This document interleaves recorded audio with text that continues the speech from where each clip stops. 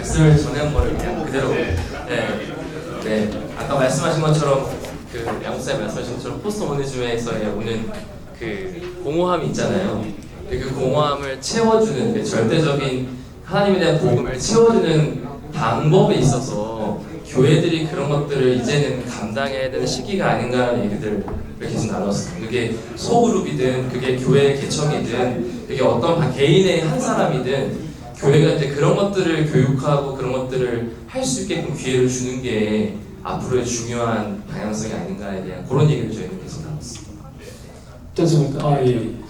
저희 팀에서는 먼저 우리 이민자들이 갖고 있는 영적 필요 부분이 우리가 2세들을 위해서 우리는 많은 기도를 하고 이런 부분들이 많이 필요로 하다. 그래서 그런 어떤 필요성을 많이 채워주는 그런 어떤 그 영적 이제 교회에서나 이런 부분들이 그런 부분들이 조금 초점을 맞추면 어떨까라고 이야기했고요. 그 다음에는 평신도 사역자를 양성하는데 디딤돌 아카데미를 사실은 교육을 이수를 해야 되는데 그 이수를 우리가 사실 그런 교육을 받을 수 있는 적임자는 조금 젊은 층일 건데 그 젊은 층이 시간을 얼마나 내서 정말 그렇게 그거를 할 수 있을 것인가라는 것이 관건일 거 아니냐. 물론 사실은 사명감이 투철하면 그 어떤 그런 우리 지금 교육 부분에서 사실 지금 영어를 할 수 있는 그런 어떤 교육자를 구하기가 너무 힘든데 그런 상황에서 사실 평신도가 그런 교육을 이수해서 그렇게 할 수 있으면 정말로 좋을 것인데 과연 그런 어떤 사명감을 가지고 자기가 작업을 수행을 하면서 사명감을 가지고 할 수 있는 그런 분들이 얼마나 있을 것인가 라는 거에 대한 그런 의구점 이런 것까지 이야기했습니다. 이상입니다. 미드베리 부분에서 이렇게 조금만 목회하고 계시는 목사님이 우리 테이블에 계시거든요. 그래서 좀 우리 나눔을 통해서 조금 진짜 좀 대안을 좀 얻고 싶다고 하셔서 근데 이민자들이 갖고 있는 영적 필요가 무엇인가 이거는 사실 우리가 뭐 교회를 이렇게 나오지만 실질적 영적인 필요는 잘 채워지지 않고 좀 공함이 있는 게 다들 사실인데 그건 아까 우리 목사님 말씀하셨듯이 진짜 어떤 코이노니아가 이루어지지 않으면 그 영적 필요가 잘 채워지지 않는다. 그거는 아마 이렇게 소그룹 나눔 근데 이제 그게 이제 말씀과 더불어서 이렇게 가야 되는데 그거는 우리가 뭐 이런 온라인이라든지 이런 툴을 통해서도 상당 부분은 이렇게 해결이 될 수가 있다라는 조금 현실적인 그런 얘기를 좀 나눴고요. 그리고 실버 세대들의 전인적 필요는 무엇인가? 우리가 실버가 되면 물론 나이가 들면 성숙한 면도 있는데 또 한편으로는 좀 너무 또 자기 중심적이 되는 부분도 있는 것 같아서 그런 걸 해결하는 거는 결국은 조금 영적인 니드를 우리가 해결을 해드려야지 그게 조금 더 조금 좀 오픈된 진짜 실버 세대가 된다. 그래서 우리가 더 그 말씀을 더 이렇게 그분들에게 전해드리는 게 필요하지 않을까. 그리고 저희는 뭐 여기 1번, 2번 나누고 뭐 끝났습니다. 저희 이걸 어떻게 정리해서 말씀드릴지 조금 어렵긴 한데요. 먼저 한국 교회가 갑자기 이제 다민족으로 변하는 것은 쉽지 않은 것 같다. 그래서 이제 어느 민족이나 주도하는 민족이 있게 마련이지 않는가.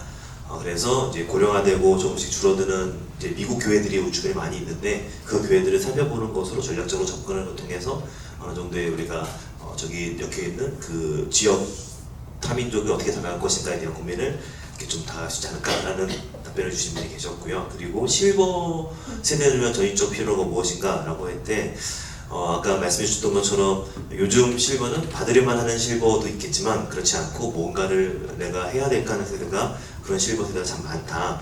그런 분들을 위해서 두 가지가 채워지면 참 좋겠다. 교회에서 그런 것들을 채워줬으면 좋겠다. 첫 번째가 그분들도 영적 필요가 있다. 그래서 그분들의 영적 필요를 채워줄 수 있는 교회적인 노력이 필요할 것이다. 그리고 계속해서 올라오는 실버 세대들을 위해서 이분들이 할 수 있는 일을 교회가 잘 찾아주고 역할을 분담해 주어야 하지 않겠는가. 이분들이 그런 상실감을 느끼지 않을 수 있도록 해줘야 되지 않겠는가 라고 하셨습니다.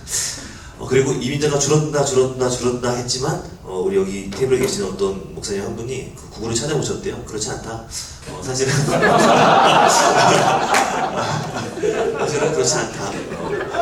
줄어든 게 사실이긴 하지만 다시 조금씩 늘고 있다. 그런 통계가 나오고 있고 어느 지역은 굉장히 늘고 있고 버긴카운티는 여전히 많고 이민자가 제일 많은 지역이야 등등등 그런 말씀. 근데 그게 중요한 건 아니다. 결론적으로는 늘고 줄고가 중요한 거. 우리가 이거는 현실 파악하는 것이 참 중요한 것이고 아까 진단했던 것 우리가 지금 어디까지 와 있는지를 진단하는 것에 굉장히 큰 의미를 두고 이게 그 결론적으로는 우리가 실버 세대나 또 우리가 2세대나 그 세컨 제너레이션이나 모두가 다 그 박탈감을 느끼고 있고 또 영적인 그런 어떤 상실감 속에 살아가고 있는 것이 있다. 그리고 우리가 아까 양 목사님 말씀해주셨던 것처럼 위기이지만 이것들을 기회로 해서 그러면 지금까지 놓쳤던 것이 무엇인가 계속해서 이제 이민 들어오시는 분들에게만 우리가 그분들을 어떻게 교회로 숫자를 채울 것인가가 아니라 이분들이 영적 필요를 채울 것인가에 대한 영적 공허함을 채워주기 위한 교회적 고민이 필요하지 않는가.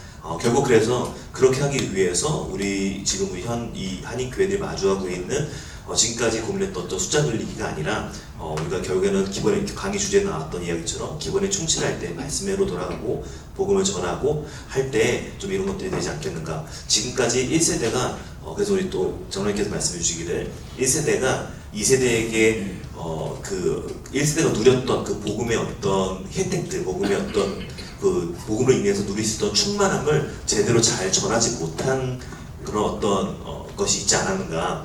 그리고 그 1세대가 갖고 있었던 굉장히 좋았던 은혜, 어떤 충만함, 그런 영적인 채워짐을 2세대에게 잘 전하지 못했던 것 원인 중에 하나가 뭐 접근 방법이 강압적일 수도 있고 여러 가지 이유 때문에 그럴 수 있는데 젊은 세대들이 충분히 영적 체험을 할 수 있을 만한 기회들을 잘 마련해주는 숙제가 교회 안에 있지 않겠는가 라고 하는 것까지 얘기하다가 여기까지 왔습니다. 감사합니다.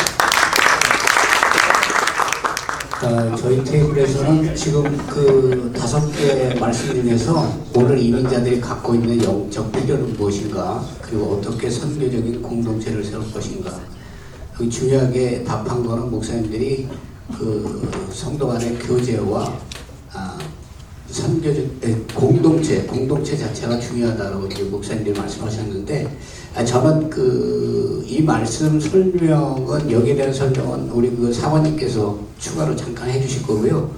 저는 그 앞에서 짚고 넘어갔던 그 얘기들 중에 한 가지 좀 빠진 거 좀 답답하고 안타까운 게 있어서 제가 이 마이크를 잡았는데 본의 아니게 저는 그 이민교회 그 활성화에 대해서 제가 논문을 한번 썼어요. 그래서 한 3년 정도 실제적으로 이민교회가 가지고 있는 여러 가지 그 문제점에 대해서 공부할 수 있는 그런 기회가 있었는데 지금 이민 1세대하고 2세대하고 벽이 무엇인가 하면 1세대들과 2세대들은 그 언어적인 문제 그리고 문화적인 문제가 있거든요. 극복이 안 돼요. 그거를 우리 이민 1세대가 케어를 하고 실제적으로 그 아이들의 필요를 채울 수 있는 어떤 그 아이덴티티, 그 1세대들이 그 자신의 그 뿌리에 대한 그 정체성을 가지고 있었으면 괜찮은데, 우리 여기 이민 세대, 1세대 같은 경우는 들어와서 먹고 살기 바빴거든요. 그래서 자녀 교육을 그냥 맡겨놓은 거예요. 그러다 보니까 미국에 완전히 그냥 동화되어 가고, 아이들이 한국말 쓰는 것보다 영어 쓰는 걸 너무나 당연하게 생각하고 자랑스럽게 생각하는 그러한 그 의식적이고 교육적인 문제, 그 부재가 이민사회에 있었어요. 그래서 실제적으로 그 아이들이 지금 이민 1세대랑 2세대랑 이렇게 그 벽이 생기게 되고, 그 2세대가 실제적으로 우리 그 1세대와 같이 펴지지 못하잖아요. 그래서 EM이 만들어지고 그냥 EM 예배를 당연시 하는데 저는 한 가지 부탁하고 싶은 게 뭔가 하면 제가 2015년도에 전체적인 저런 어떤 그 전문 책자들이랑 그런 걸 다 봤을 때 우리나라 교회에서 교회 성장도 중요하고 모두 다 중요하고 중요하지만 뿌리 교육이 너무나 잘못됐다. 그래서 아이들이 지금 요즘에 K-팝이다 뭐다 해갖고 대한민국의 그 위상이 전 세계적으로 진짜 그 보면은 유럽이다 뭐다 이런 그 사람들이 한국을 알기 위해서 굉장히 자랑스럽게 생각하고 그러는 게 많거든요. 한국도 실제적으로 이 미국처럼 많이 이민자들이 들어와 있고. 근데 그 우리나라 같은 경우 우리가 진짜 중요한 것은 지금 늦었다고 생각될 수 있어요. 애들이랑 단절돼 있기 때문에. 저도 큰애가 28살이고 막내가 그 18, 그 살아온 그 애들의 그 어떤 의식이나 그 성향을 이렇게 볼 때 부모와 자식, 특별히 교회에서 그 예배 드리는 거는 예배나 뭐나 이런 거를 그 우리 뿌리, 한국어를 가지고 아이들과 교제하고 한국어를 가지고 부모와 자식 간의 교제가 있고 한국어를 가지고 예배 드리는 우리 그 사관님 말씀하셨지만 히브리 그 주이시들은 그 회당에서 영어 안 쓰거든요. 예. 거기서는 다 히브리만 합니다. 그 어떤 자식들에게 뿌리 교육이 그것을 너무나 그 여기에 적응하다 보니까 그걸 놓친 게 아닌가. 그러면 다시 여기서 되짚어 볼 때 지금 아이들이 이미 2세대가 되고 3세대 쪽으로 이렇게 흘러가고 있지만 우리가 그 뿌리를 찾아줘야 되는데 사실 조그만 교회에서는 그러한 교육이라든가 그런 걸 하기가 많이 힘들어요. 그래서 그래도 어느 정도 그 아이들이 있고 그 교회가 규모가 있는 교회에서 정신 차리고 그 무턱대고 미국만 따라가고 미국의 어떤 좋은 문화 그것만 할 게 아니라 그 아이들을 한국말을 제대로 해서 제대로 신앙교육을 시켜놓으면 그 전 세계적인 여기 미국에는 전 세계적인 사람들이 살기 때문에 선교적인 공동체는 걔네들이 자연스럽게 세우는 거예요. 그래서 저는 좀 부탁하고 싶은 게 그 뿌리를 찾아가고 아이들에게 한국말을 좀 제대로 가르치고 한국 영화라든가 그 한국에 대한 자기 나라에 대한 어떤 그 정체성을 바로 세우는 그런 교육이 이 신앙을 통해서 이 교회에서 시작돼야 되지 않겠는가 그렇게 생각을 했습니다. 아, 죄송한데 좀 길었죠. 선교적 공동체를 어떻게 세울 것인가 거기에 대해서는 그냥 다 모여서 한 마을을 이뤄서 살거나 한 집에서 다 살면 된다. 실제로 그 브로도프 공동체나 아미시 공동체를 보면 그들은 이런 걱정 안 한다. 그 나머지에 대해서는 그 조그만 교회들이 되게 많은데 그래서 제자반이나 1대1 같은 걸 하려고 하면 다들 캐릭터도 다르고 직업도 다르고 이렇게 만나기 어려운데 큰 교회에서 하면 되게 인재풀이 많아서 이렇게 보내고 하면 그 VBS나 이런 데 가고 1대1 만나고 그러면 되게 좋은데 가면 안 돌아올까봐 되게 걱정이 된다. 근데 꼭 이제 보내준다는데 그 장담은 없지만 어차피 그 목회자 돼가지고 잘 먹고 살기는 힘드니까 한 명 간다고 더 큰 그것도 없습니다. 참자. 근데 이제 여기서 이제 질문이 그 양춘길 목사님께 혹시 이렇게 보내면 꼭 보내주실 건가? 그것만 좀 이렇게 컨펌해 주시면 보내서 같이 교육하고 내 교회 개교회주의가 아니고 이 지역 할 수 있을 것 같다. 여기까지 나왔습니다. 감사합니다. 딥돌 아카데미는 이제 이미 우리 교회에선 떠난 거고요.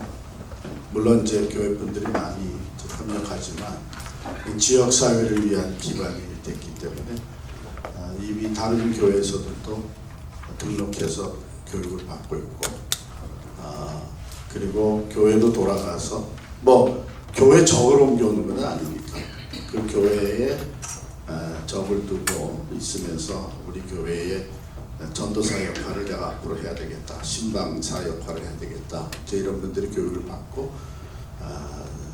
실제적으로는 이제 우리 교인이 거기서 받고 그 다음에 파송돼 가지고 다른 교회 가서 이제 교육사 어떤 신방사 의 역할을 하시게 됐어요. 그래서 이거는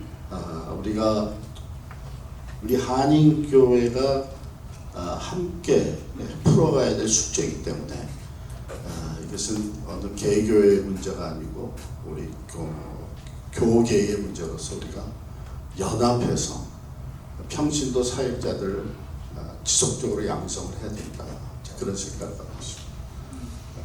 디딤돌 아카데미에 와서 공부한 사람이 우리 교회에 등록하는 것은 막을 겁니다. 왜냐하면 그건 디딤돌에서 교육시킨 목적과 다르기 때문에. 목사님 좀 이렇게 전달 과정에서 제가 말씀드리는데요. 사실 이제 저 작은 규모의 교회에서 소그룹을 모여서 아까 미셔널 처치 말씀하셨는데 곳곳에 그 소그룹을 만들어야 된다. 그게 좀 어려운 사항이 있는 교회의 성도들을 이제 좀 웰던된 뭐 필름 선교회라든가 뭐 동산교회라든가 그 모임에 내가 교우들을 이제 보냈을 때 목회자 역시도 설령 가서 이제 그 교회를 등록한다 하더라도 그 성도를 생각한다면 양육을 시켜야 되는 목회자 입장에서는 정말 큰 마음을 가지고 그렇게 해야 된다는 말씀을 드렸고, 또 교회 차원에서도 그렇게 받아줄 수 있는 좀 여지를 소그룹 모임을 말씀드린 겁니다. 디딤돌 아카데미 이미 체계화되어 있는 걸 제가 알고 있고요. 또 한 가지는 저희 교회에서도 사역자를 구하는 게 힘들었을 때 타임스퀘어 처치에서 그 청년 사역하던 1.5세 스페니시, 영어, 한국어를 하는 한 전도사 그 평신도분을 유스 담당으로 제가 평신도 사역자를 모셨는데, 아시다시피 저희 교회 이제 제가 2대 담임 목사로 부임을 했을 때 그 전통적인 목회의 상황이었기 때문에 원로 목사님과 그 기존의 성도들이 굉장히 반대를 많이 했고 곱지 않은 시선으로 어떻게 평신도가 유스 아이들 지도자가 돼서 그럼 우리 뭐라고 불러야 되냐. 그래서 제가 전도자라고 불러주십시오. 그래서 전도사라는 말은 안 되겠다. 신학 교육을 하지 않았기 때문에. 그래서 어쨌든 간에 그분이 2년 반을 잘 섬기시고 이제 터바너클 처치로 이제 가서 사역을 하고 계시는데요. 그 교회마다 정서적으로 1세대 어르신들, 특히 교회 다 계시는데 평신도가 어떤 부서를 맡아서 뭘 교육자 역할을 한다. 어떤 그런 정서적인 부분에서 이게 동의가 안 되는 교회들이 제가 제법 많을 거라고 생각이 돼요. 그래서 저번에 윤명 목사님 교회 회장하실 때 교협이 그것을 개런티 해준다, 베러파이 해준다. 그것이 참 저는 좋았어요. 교협이라고 하는 것이 뉴저지 전체 교회의 대표 기구이기 때문에 교협과 디딤돌 아카데미가 같이 뭐 MOU의 어떤 관계 속에서 수료증을 주고 공증이 되는 거잖아요. 근데 유명한 목사님 회장하실 이후에 교협 회장들이 거기에 관심이 없이 그런 입장 표명을 하지 않고 공식화하지 않다 보니까 어떻게 보면은 조금 죄송합니다. 유명무실화된 것 같아요. 광고는 나가지만 교회 전체적으로 이 디딤돌 아카데미의 공신력이라든가 또 어떤 그 교협과의 그 MOU 관계 속에서 여기서 교육받은 분은 거의 전도사와 진배 없다라고 하는 그런 인식들이 부재한 것 같거든요. 그래서 그 부분을 다시 한번 이제 교협이 전체 대표니까요. 그런 차원에서 같이 좀 MOU를 확인해 주시고 매년마다 갱신해 주시고 좀 광고를 대대적으로 신문 광고 뉴욕일보 제일 많이 보는데요. 거기에 디딤돌 아카데미를 이수한 분들은 교육 아까 여기 뭐라고 되어 있죠? 선교사, 교육사. 그래서 어느 교회에서든지 교육 전도사의 역할을 할 수 있다라는 것을 좀 천명해 주심으로 인해서 교회에서 그 교육을 받고자 하는 분들도 참여하실 수 있고 또 교회의 그런 인적인 인프라의 부재 문제를 좀 일소할 수 있지 않을까 생각이 들고요. 한 가지 좀 요번에 최근에 이제 어떤 목사님이 은퇴하시면서 이제는 이 교회는 교육자가 없다. 평신도들이 모든 걸 이끌어간다. 네. 제가 인천 은혜교회 박정식 목사님하고 친분이 있어서 이 제자훈련한 교회인데요. 거기는 교육자가 없었어요. 담임 목사님 외에. 근데 박정식 목사님이 소천하시면서 은퇴하시면서 교육자를 우리는 두지 않고 평신도들이 운영한다. 인천 은혜교회. 근데 굉장한 혼란들이 있었습니다. 그 목사님 제자훈련에서 여러 가지 웰던돼 있었지만 평신도들끼리 이렇게 운영을 하다 보니 조금 여러 가지 어려운 부분들이 있었고 또 한 가지 우려되는 게 이제 뉴저지도 그런 교회가 드디어 하나 탄생했는데, 그러면 아까 말씀하실 때 교육 전도사라든지 교육 부서를 맡는 신학생이나 전도사가 없을 때는 교육사라든지 이런 평신도들이 맡아서 한다. 그런 의식들이 결국에는 신학생들이 없어지면 나중에 목사들이 부재할 것이고, 그러면은 담임 목회자 역시도 이제 사람이 없다 보면은 그러면 뭐 평신도가 담임 목회자로서 목회자 역할을 감당하면 되지 않느냐. 실제 그 교회가 뉴저지에 등장을 했잖아요. 그 부분을 우리가 신학적으로 정서적으로 어떻게 받아들이고 설명을 할 수 있을 것인가에 대해서 조금 이번에 그 교회 이제 목사님 은퇴식을 참여하면서 저는 후임이 있는 줄 알았어요. 적어도 담임 목사님은 세우시고 부교육자는 그동안 없었으니까. 근데 이제는 담임 목사도 없습니다. 평신도들이 이끌어가는 교회입니다. 이 교회론에 있어서 이걸 어떻게 받아들여야 할지 한번 조금 말씀을, 두 분 중에 한 분이 말씀해 주시면 감사하겠습니다. 그 교회 소식을 저도 엊그저께 잠깐 봤어요. 근데 상당히 좀 제 약간 납득은 사실 안 되고요. 그리고 제가 교육 활동할 때도 했지만은 사실 교단이 1차적으로 그런 모든 신학적인 문제랄지 각 개교에 이제 이 연합체에서는 그걸 관장하기가 좀 어렵고요. 교단이 있는 그 교회가 개교회가 교단에 가입되어 있는 경우에, 근데 제가 알기로는 교단에 가입되어 있는 교회로 알고 있거든요. 아닌가요? 아직 아닌가요? 그렇다면은 그렇다면 그건 좀 다른 문제 같아요. 그러니까 그 교협에서는 예전에 기준을 그렇게 정했었어요. 교단에 가입되지 않은 경우에 있어서는 교단에 가입할 수 있도록 격려를 해드렸고, 그렇지 않은 경우에 있어서는 이제 교제하기가 좀 어려운 거죠. 정상적인 교제를. 그러면 그거는 그냥 개교회로 본인이 원하시는 대로 가는 거예요. 이제 그런 교회를 우리는 위험하게 보죠, 사실.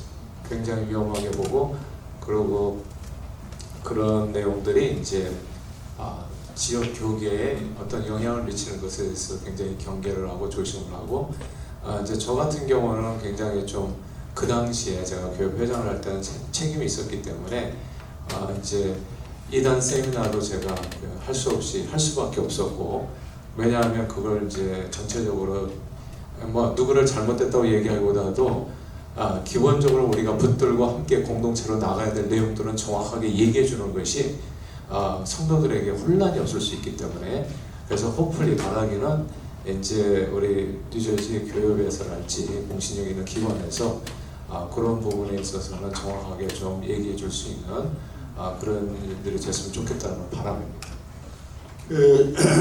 지금 얘기하신 그 최근 은퇴하신 목사님과 그 교회 케이스는 제 생각에는 좀 더 두고 봐야 될 것 같아요. 진짜 요번에 은퇴가 교인들하고의 관계까지 다 내려놓는 은퇴인지, 아니면 담임 목사로서의 은퇴고, 그 다음에 그 후에 평신도 리더들은 계속 트레이닝을 해가면서 또 다른 그 스타일의 목회를 하는 건지, 그건 좀 두고 봐야 될 것 같아요. 그러나 이제 목사가 꼭 필요하죠. 담임 목회가 꼭 필요하고, 에베소서에도 목사의 직분이 나오니까. 그러나 이제 퀘션은 뭐냐면, 앞으로 이런 퀘션이 아마 많이 나올 텐데, 담임 목사가 꼭 신학교를 나와야 되냐? 신학교를 안 나와도 신학 교육을 받으면 되는 거 아니냐? 설교 훈련을 받으면 되는 거 아니냐? 아마 이런 것들이 앞으로 계속적인 이슈가 될 겁니다. 왜냐하면 신학교들이 점점 문을 닫고 있는 상황이기 때문에, 그리고 이미 주류 교단들에게서는 평신도들에게 프리칭 라이선스를 주고, 심지어는 이제 성찬식도 집례할 수 있는 권한을 부여하고, 그건 왜냐하면 신학교 나온 목사가 부족해지기 때문에 그런 상황이 일어나는데, 그런 상황이 일어났을 때 이게 성경적이냐 아니냐 하는 것은 사실은 꼭 비성서적이라고 할 수도 없는 것 같아요. 왜냐하면 신학교 교육이라고 하는 것은 어떻게 보면은 이제 우리 교회들이 이제 교단이 이제 인스티튜셔널라이즈 되면서 자격 기준을 정하면서 만든 것이죠. 그렇기 때문에 그 신학교에서 받는 그 병행할 만한 교육이 이루어진다면 그런 걸 볼 때에 평신도 사역자들이 이제 교육사나 신방사나 이렇게 하는 것은 우리 뉴저지 교육하고 해서 좀 더 홍보를 하고 그것이 자연스럽게 받아들여질 수 있는 변화를 추구하게 되겠고 오늘 이렇게 발언한 걸 들어보니까 송하미 목사님을 다음 교육 회장으로 추천합니다.